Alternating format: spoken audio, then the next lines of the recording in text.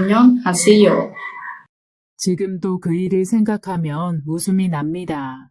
민망한 이야기라 둘만 알고 있었는데 결혼이 10년도 더 지나니 비밀을 좀 풀고 싶어서 사연을 보냅니다. 저는 위로 언니가 둘 있었고 부모님께서 늦게 낳은 막둥이였어요. 제가 20대 중반을 넘겨 결혼할 때가 되었을 때 언니들은 이미 애들이 초등학생이 된 상태였어요. 그런데 언니들 둘 다 아이를 갖는 게 참 힘들었어요. 신혼 초에 임신을 하면 꼭 극초기에 자연 유산이 되는 겁니다. 큰언니가 그러더니 둘째 언니도 그러더라고요. 그 일로 친정엄마가 속 끓이시는 걸 옆에서 다 지켜봤어요. 그러다 큰언니는 결혼 5년쯤 지나고 첫째, 둘째를 연년생으로 턱턱 잘만 낳는 거예요. 둘째 언니도 비슷한 과정을 겪었습니다.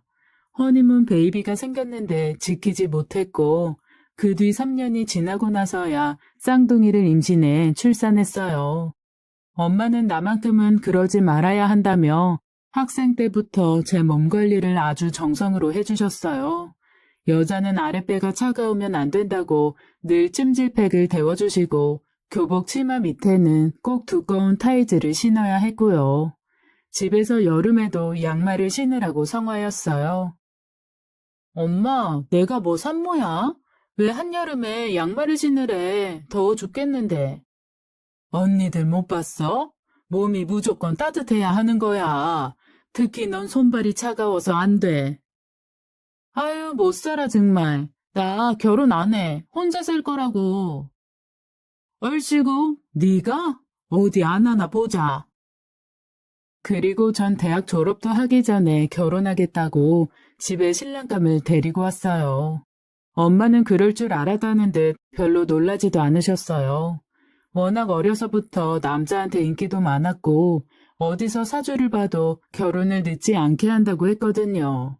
신랑은 대학 선배의 소개로 만났고 저보다 10살이 많은 전문직이었어요.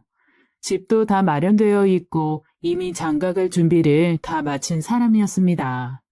일에 있어서 완벽하지만 저한테는 곰처럼 푸근하고 따뜻했어요. 적당히 유머 감각도 있었고요. 부모님도 마음에 들어 하셔서 결혼이 빠르게 진행됐습니다. 상견례 자리도 훈훈했고 뭐 하나 걸리는 게 없었어요. 신혼집을 꾸미고 온 어느 날 엄마의 표정이 어두웠습니다. 그날은 시어머니 될 분과 엄마가 상의할 게 있다고 만나신 날이었어요. 엄마, 왜 그래? 설마 시어머니랑 안 좋은 일 있었어? 혜진아, 이 노릇을 어떻게 하니? 왜? 박서방 3대 독자인 건 알고 있었는데 그 집이 대대로 정자 기능이 약하단다. 엄마, 그게 무슨 소리야? 뭐가 약해? 저는 엄마가 하는 얘기가 이해가 되지 않았어요. 게다가 우리는 입맞춤 외에는 진도도 나가지 않은 상태였죠. 내심 둘 다 신혼여행 첫날 밤을 기대하고 있었습니다. 사돈 어른도 참 결혼을 코앞에 두고 이런 말을 하신다니? 남자 정자 기능이 약하다는 건 임신이 쉽지 않다는 얘기기도 해. 이상하네. 상진 씨는 그런 얘기 없었는데.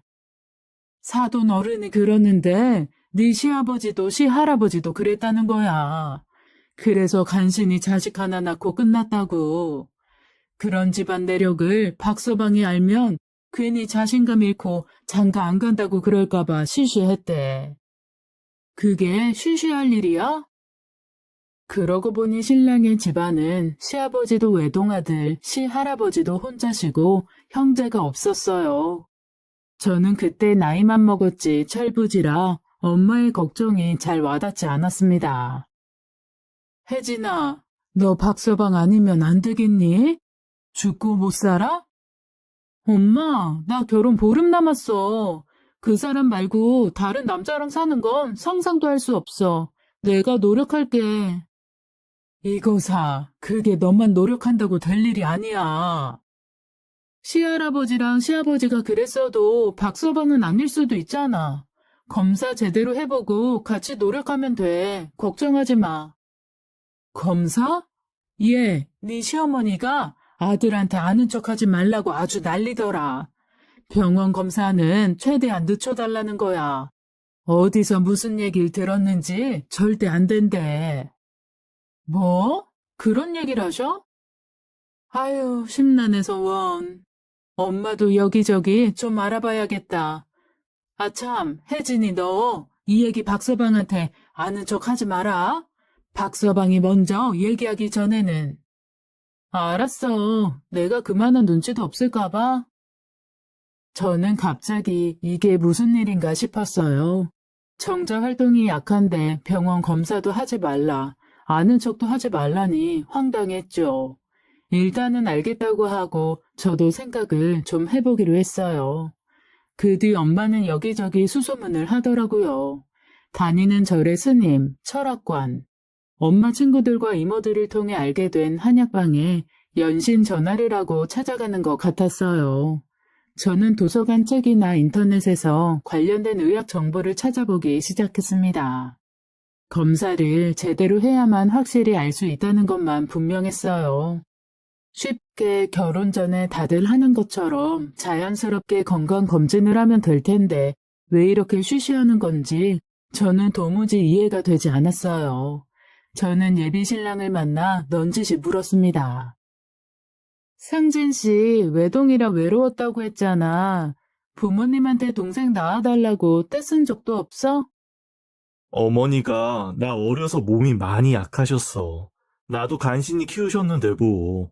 동생 낳아달라고 어떻게 때를 써. 엄청 착했구나, 상진 씨. 혜진아, 그러니까 우리는 자식 서너승 낳자. 나도 돈 잘 벌고 여유 있으니까 피임 같은 건 하지 말고. 오케이? 아이, 몰라. 혜진아, 오빠 죽겠다. 진짜 신혼여행까지 어떻게 기다리냐. 여태 잘 참았으면서 뭘 그래? 하루도 그냥 안 재울 거야. 정말 상진 씨는 아무것도 모르는 것 같았어요.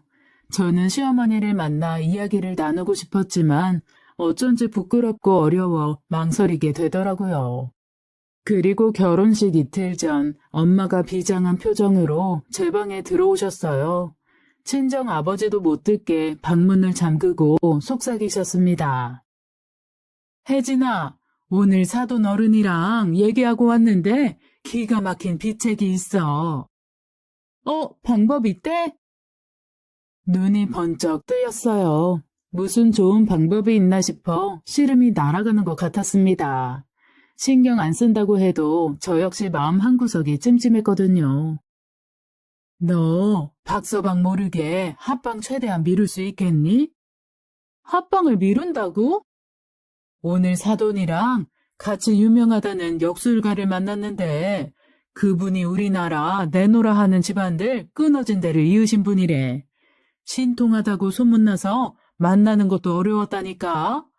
그분 하는 말씀이 아주 기가 막히다. 이런 건 문제도 아니라는 거야. 빨리 말해봐, 엄마. 최대한 남편을 애타게 하면 된다더라.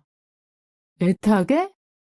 결혼했다고 바로 합방하지 말고 1년은 기다리게끔 하래.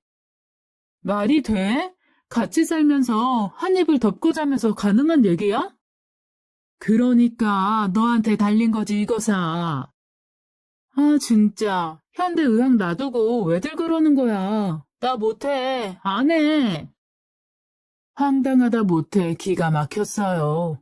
신혼여행을 손꼽아 기다리는 예비 신랑이 떠올랐습니다. 그 사람을 어떻게 또 기다리게 하라는 건지 눈앞이 캄캄했어요. 그러나 엄마는 포기하지 않으셨어요. 혜진아, 엄마 말 들어봐. 언니들도 봤지? 결혼하자마자 아기 가졌을 때 어떻게 됐는지. 결혼하자마자 임신을 했지만 극초기에 유산이 된 언니들 때문에 엄마는 걱정이 컸어요. 결혼 생활 안정되고 마음도 편해지니 결혼 3년 5년 만에 애가 들어서고 복중 태아도 건강하고 낳아서도 튼튼하고 똑똑하고 얼마나 좋아. 내가 봤을 때 너도 다르지 않을 것 같아. 그분 말씀이 엄마는 와닿는다. 이해가 된다고. 그렇긴 하네. 1년만 눈 딱 감고 합방 미뤄. 딱 1년만 그냥 보내라는 거야. 그 뒤로는 날 같은 거 잡지 않아도 애가 금방 들어선대. 병원 검사를 하든 뭘 하든 마음대로 하래. 진짜 미치겠네. 그날 밤 저는 뜬 눈으로 밤을 새웠어요. 고민이 되더라고요. 어떻게 해야 할지 감도 오지 않았습니다. 다음날 시어머니가 만나자고 하시더라고요. 세아가 친정엄마한테 이야기 들었지? 네, 어머니. 어렵겠지만 할 수 있겠니? 어머니, 전 솔직히 이해가 안 돼요. 왜 상진 씨가 알면 안 되는지 납득이 잘 안 된다고요. 그건 나중에 너 아이 낳으면 이야기해 줄게. 말하기 어려운 사정이 있어서 그런다. 우리 상진이 네가 1년 동안 시간 끈다고 해서 바람피고 그럴 애 아니야. 그건 너도 알지? 저는 고개를 끄덕일 수밖에 없었어요. 상진 씨는 정말 한눈팔 스타일은 아니었습니다.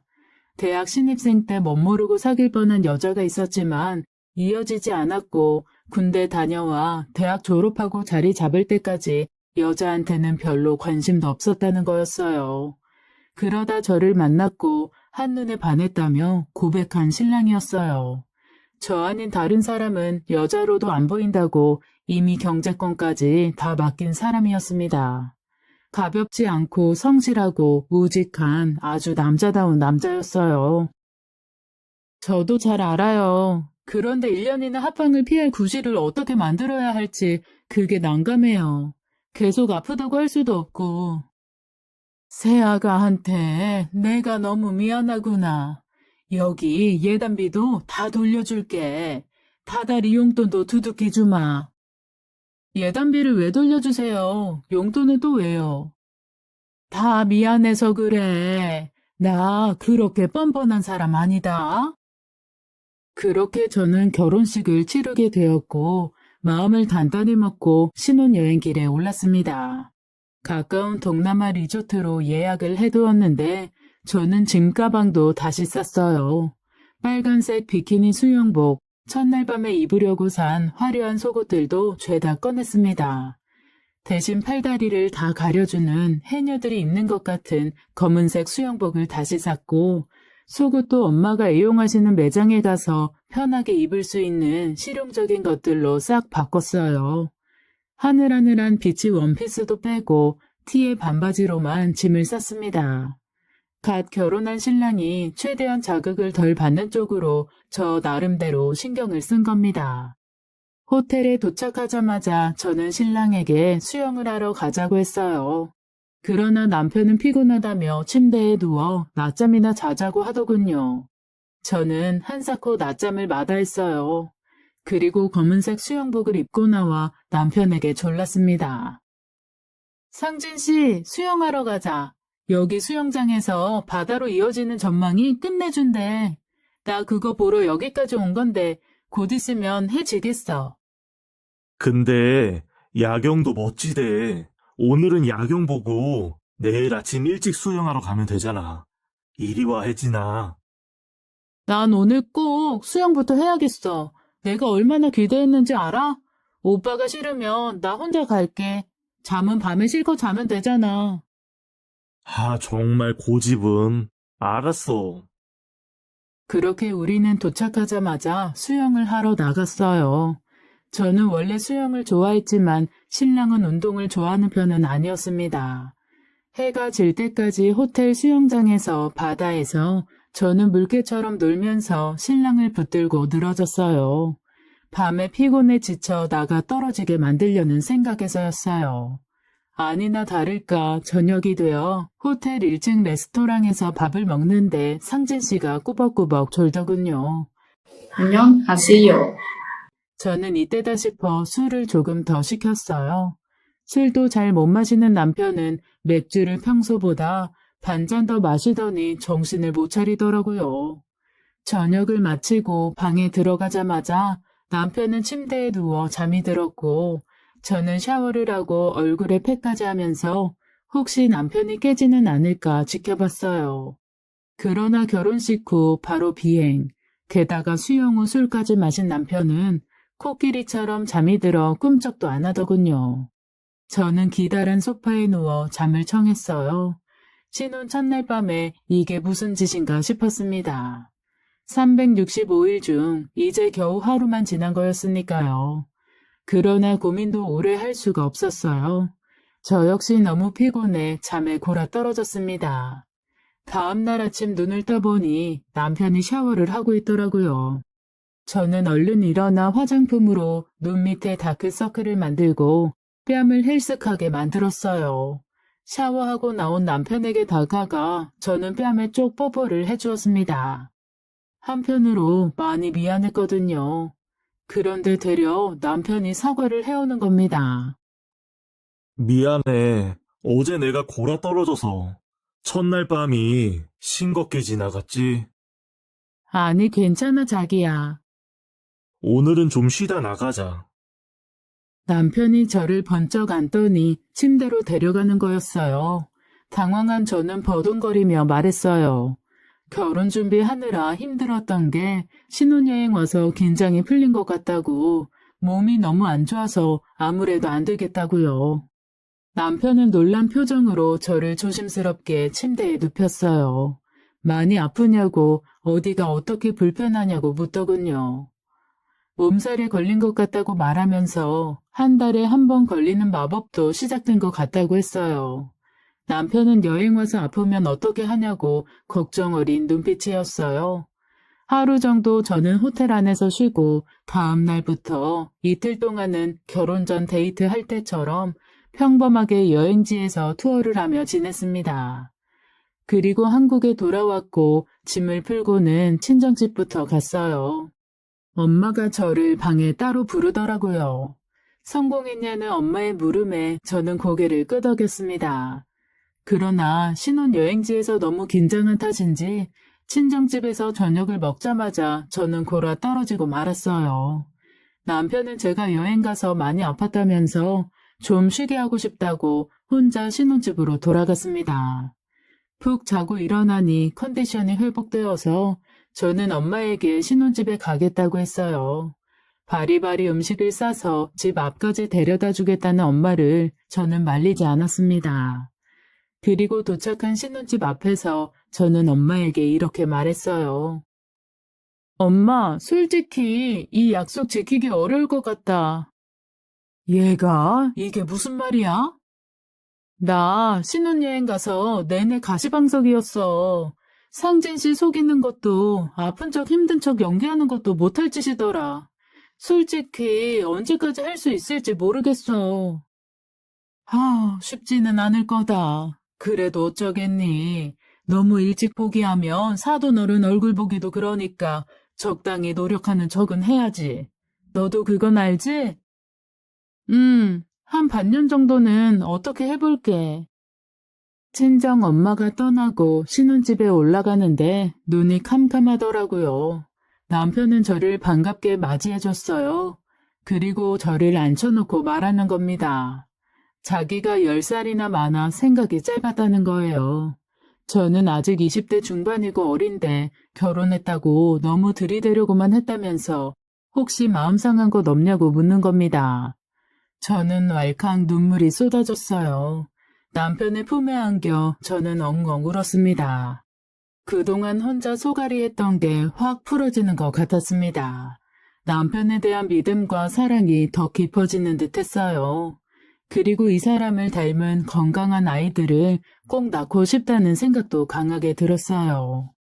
지금까지는 어른들 등에 떠밀려 억지로 비밀 작전을 펼쳤지만 그때부터는 제 의지로 꼭 그 작전에 성공하고 싶다는 의지가 생겼어요. 저는 훌쩍이며 남편을 바라보았습니다.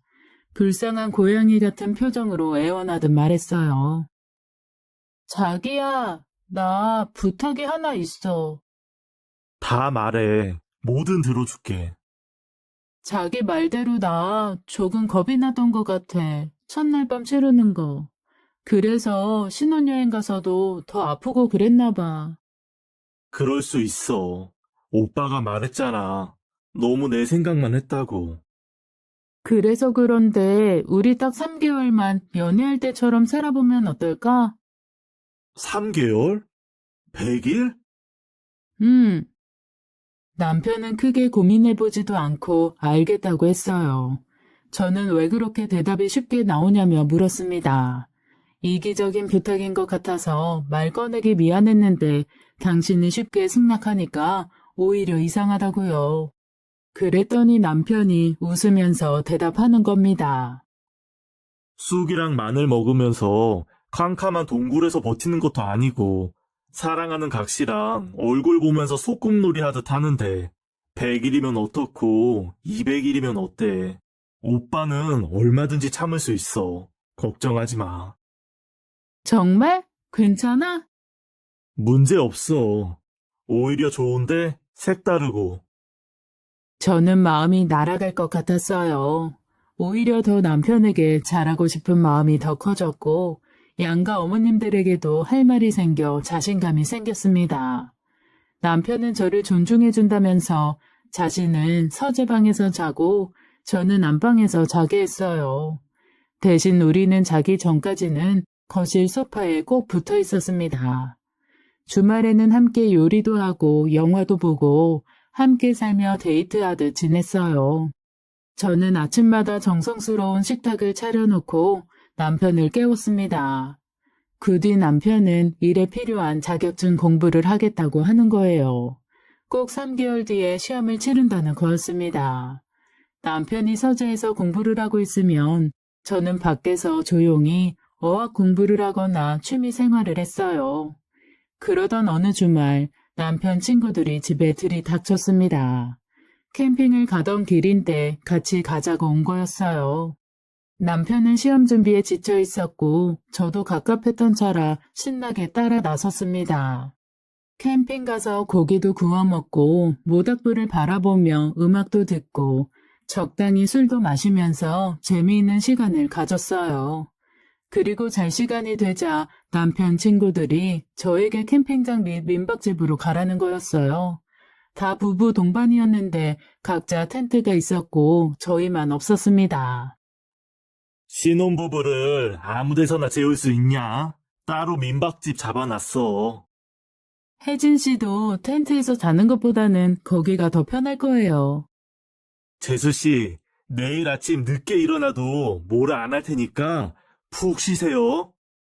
알았으니까 적당히 좀 해.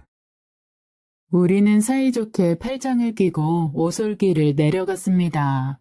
캠핑장이 참 아늑하고 예쁘더라고요. 밤인데도 산길이 하나도 무섭지 않고 분위기가 너무 좋았습니다. 자기야, 여기 너무 좋다. 우리 나중에 또 오자. 그럴까? 오늘 재미있었어? 스트레스 확 풀리고 너무 좋았어. 자기 친구들도 유머 넘치고. 다들 나보다 일찍 결혼해서 애도 있는데 너무 어리다고 부모님께 맡기고 오나 봐. 좀 크면 가족 동반으로 하게 되겠지? 아마도 그렇겠지? 그리고 우리는 민박집으로 들어갔어요. 황토로 만든 집이었는데 작지만 참 운치 있고 아늑하더라고요.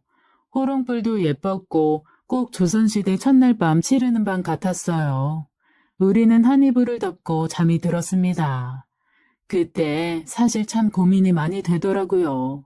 너무 행복했고 남편이 좋았거든요. 깨끗하고 푹신한 이불 속에서 남편과 나란히 누워있는 것 자체가 너무 행복했어요. 우리는 손만 잡고 있었는데 남편의 손에서 땀이 배어나오는 게 느껴졌어요. 아마 남편도 초인적인 인내심을 발휘하고 있었던 것 같았어요. 그때가 사실 약속한 100일이 거의 다 된 시점이었거든요. 저는 남편이 안쓰러워 작게 물었어요. 자기야. 말 시키지 마. 남편의 차가운 말투에 저는 깜짝 놀랐어요.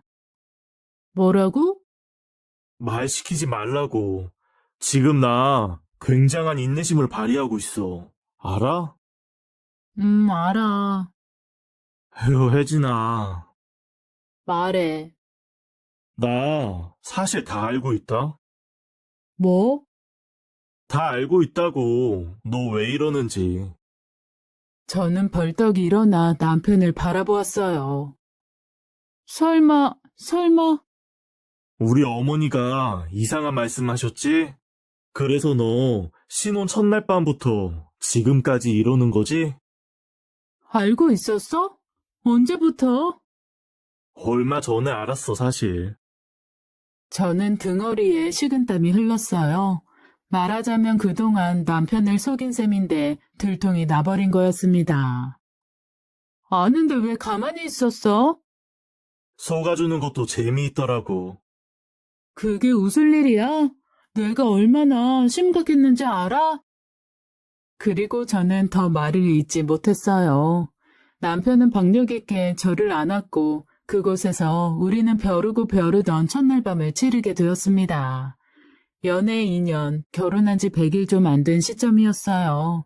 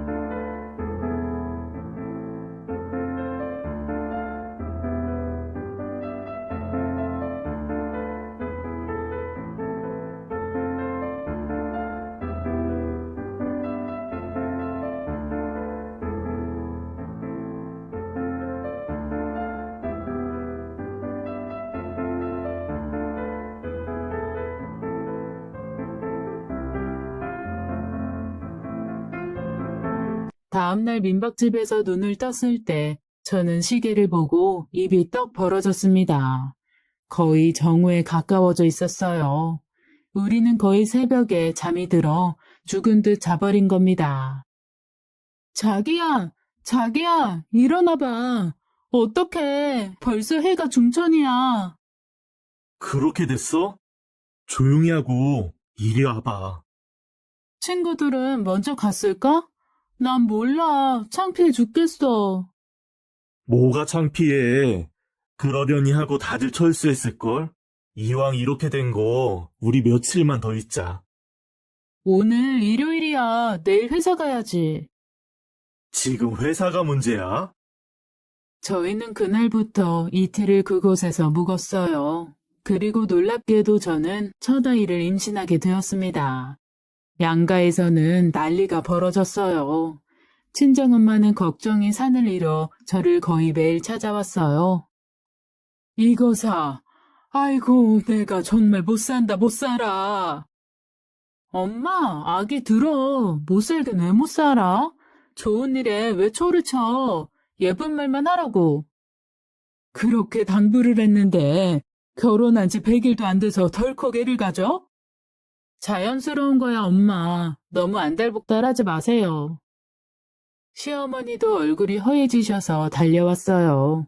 그런데 친정엄마보다는 좋아하시는 것 같았습니다.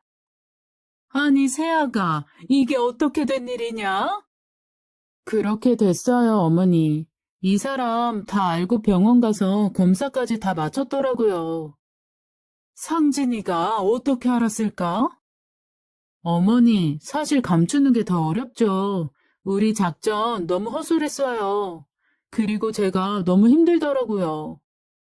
아니, 근데 검사를 마쳤다는 건 무슨 얘기야? 혼자 병원 가서 정자 활동성 검사까지 다 마쳤는데 아주 활발하대요. 이세 갔는데 문제 없다고 하더래요. 아이고, 천지신명님, 삼신할머니가 도왔구나. 도왔어. 세아가 미안하다. 내가 그렇게 하자고 했던 건 네 시할머니 때문이야. 내가 신혼 초에 애가 안 생겨서 마음고생했을 때 그러시더구나. 아들 낳으면 아마 그 아들도 그럴 거라고. 이게 집안 내력이라고. 그러면서 남자는 그런 걸 너무 속속들이 알면 기가 꺾여서 밤일을 제대로 못한다고. 했던 말을 하고 또 하시고 귀에 딱지가 앉은 거야. 네 남편 낳고서도 그렇게 잔소리를 하셨다. 행여 3대 독자가 자식 못 본 게 내 탓이 될까봐 겁이 많이 나더라고. 미안하다, 나 때문에. 괜히 마음고생 많이 했지? 괜찮아요, 어머니. 이해해요. 이렇게 아이도 가졌는걸요? 이제 속이 너무 편해요, 어머니. 후련하고요. 그래, 세아가. 자, 여기. 이 돈으로 먹고 싶은 것도 마음껏 사 먹고 그동안 쌓인 스트레스 다 풀어라. 무슨 돈을 또 주세요. 내가 고마워서 그래. 가진 거 다 퍼주고 싶다, 정말. 시어머니는 제 앞에서 눈물을 흘리셨어요. 안녕하세요.